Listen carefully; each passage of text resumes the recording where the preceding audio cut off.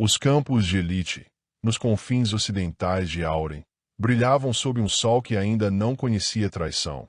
Suas colinas verdejantes salpicadas de flores amarelas e entrecortadas por riachos que gorgolejavam contra pedras lisas, polidas pelo tempo.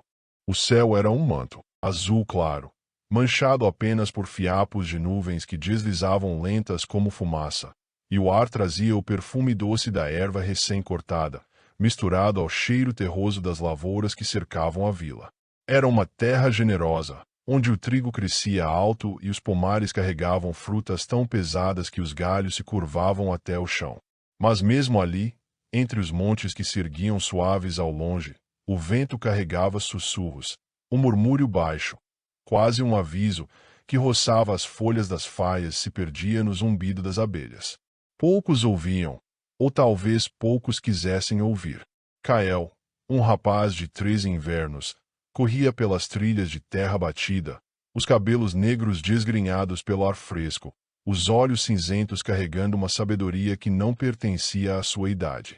Ele era magro, mas seus braços já mostravam os primeiros sinais de força, moldados pelas horas passadas carregando baldes d'água, fendendo lenha para o fogo da mãe ou exercitando-se enquanto esperava sua próxima sessão de treino com seu pai.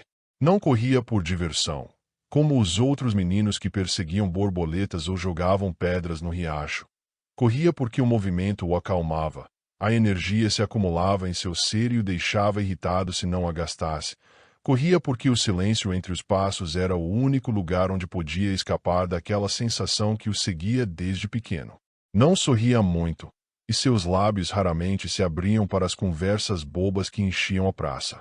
As crianças de Vente o achavam estranho, não por arrogância ou desprezo, mas porque ele parecia sempre olhar além, para o horizonte, para as sombras que dançavam nos cantos dos olhos quando o sol baixava, como se brincassem além do que os outros viam.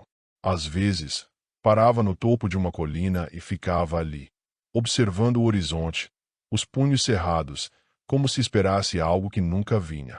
Sua única companhia era Liora, uma menina magra e meiga, os cabelos loiros como trigo maduro, e olhos profundos e azuis, que pareciam enxergar a leveza que carregava as folhas ao vento, mas haviam passado vários sóis desde que ele a vira.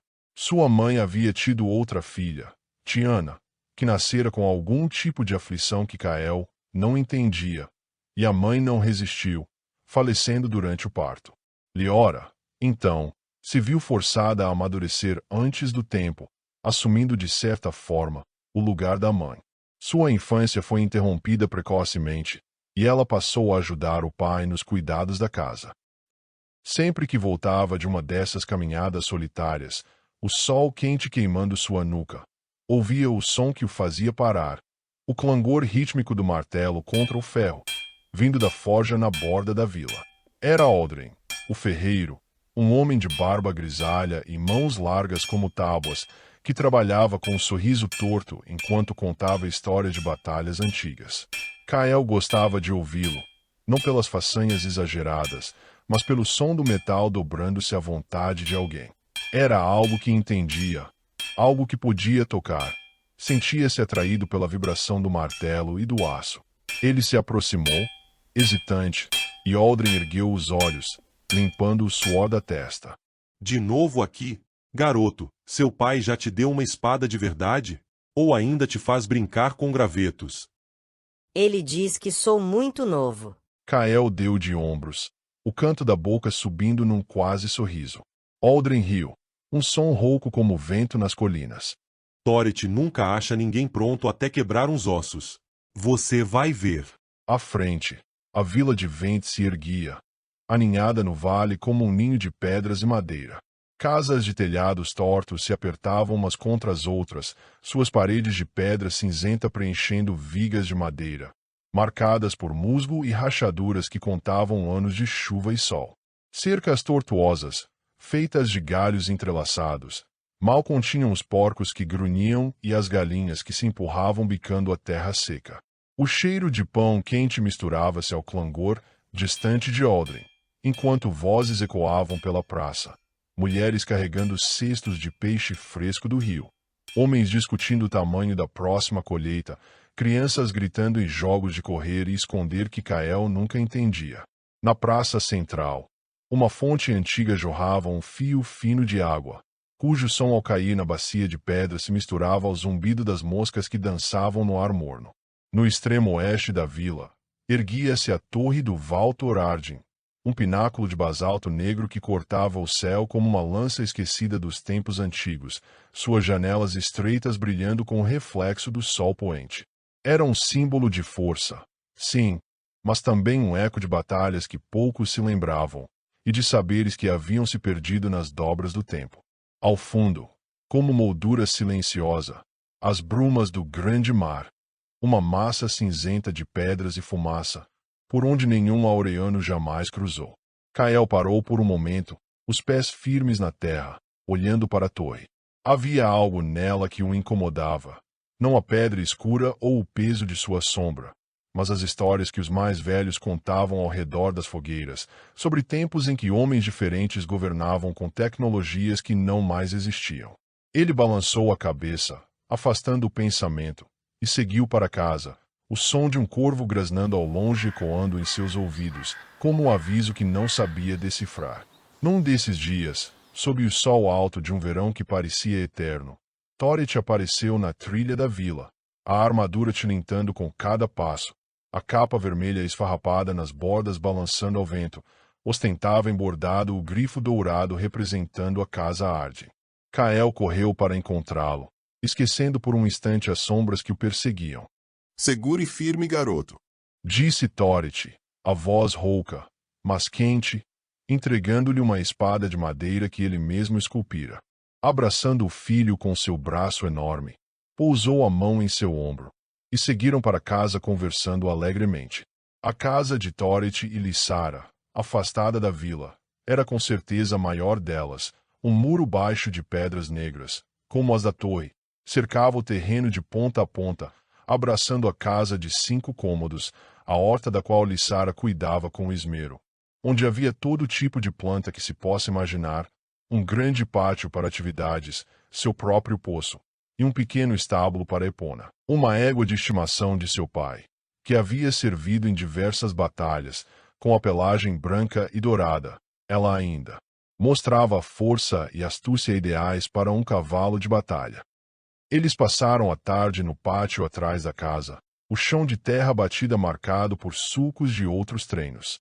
O clangor das lâminas ecoava, o suor pingava na terra seca, e Torit corrigia cada golpe com instruções firmes. mantenha o cotovelo alto, Kael. Você não está cortando erva. Está enfrentando um homem. Kael sorria então, um raro lampejo de leveza, porque aqueles momentos eram mais reais que qualquer cântico ou livro. Eram dele e do pai, um laço que o mundo não podia tocar. Lissara, sua mãe, era uma visão saída de contos. O rosto fino com expressões macias, cabelos castanho escuros longos e esvoaçantes como folhas ao vento, olhos verdes tão claros que pareciam refletir a pureza de um campo banhado pela luz suave da manhã, como se o próprio alvorecer tivesse se aninhado em seu olhar, e uma voz tão doce que até os pássaros paravam seus cânticos matinais para ouvir. Seu passado não escondia a vida que havia levado antes de conhecer Torit. Ela era um dos arautos do lume, uma ordem antiga e mística que protegia os segredos da própria sabedoria em forma de música e poesias, arte que suas mãos ainda conheciam, e que ela tentava repassar ao seu desinteressado filho, enquanto trançava cestos ou fiava lã ao lado da lareira. Ela não se importava com riquezas ou títulos, nem com os olhares tortos e ignorantes das outras mulheres da vila, que, não fosse pela importância e influência de seu marido, certamente se tornariam hostilidade. Seu tesouro era Kael, seu primeiro e único filho, e ela o criava com mãos gentis e uma mente afiada. Às vezes, ao entardecer, quando o céu se tingia de laranja e roxo, Lissara levava Kael para baixo do grande salgueiro perto da casa, a copa larga balançando como um véu vivo. Ali, sentada na raiz mais grossa, ela desenrolava pergaminhos gastos e ensinava-lhe letras, traçando as curvas com um graveto na terra. Mostrava-lhe como moer ervas para curar cortes ou febres, o cheiro acre das folhas esmagadas enchendo o ar. Explicava o funcionamento das mais diversas ferramentas e entoava os primeiros cantos do lume, sua voz fazendo o vento parecer dançar em círculos suaves ao redor deles. Nas terras de Lirântia, onde o vento é segredo, os rios cantam em murmúrios que o tempo não pode ver. Lá os céus falam em línguas antigas e a sabedoria mora nas raízes do amanhecer. A força não é tudo, meu pequeno. Dizia, rindo quando ele revirava os olhos, os pés inquietos querendo correr para o pátio. Mas Kael ouvia, mesmo que fingisse o contrário, porque o amor dela era uma âncora que ele ainda não entendia que precisava. Os ensinamentos de Lissara se gravavam na mente do jovem. Crianças sempre guardam esses momentos, mesmo que não pareçam prestar atenção, e os ensinamentos de Lissara dariam por si só uma história completa. Uma dessas canções ficou na mente dele, mesmo que tentasse ignorá-la. Uma melodia que Lissara cantava baixinho, quase como um sussurro, enquanto o sol se escondia atrás das colinas. Kael não sabia o que significava. Lirante era um nome que ninguém na vila conhecia, um lugar que os mapas não mostravam. Mas as palavras se agarraram a ele, como se fossem mais que poesia, como se carregassem um peso que ele sentiria um dia. São os olhos que não temem, a escuridão que os revela, e na quietude descobrem o que está dentro de si.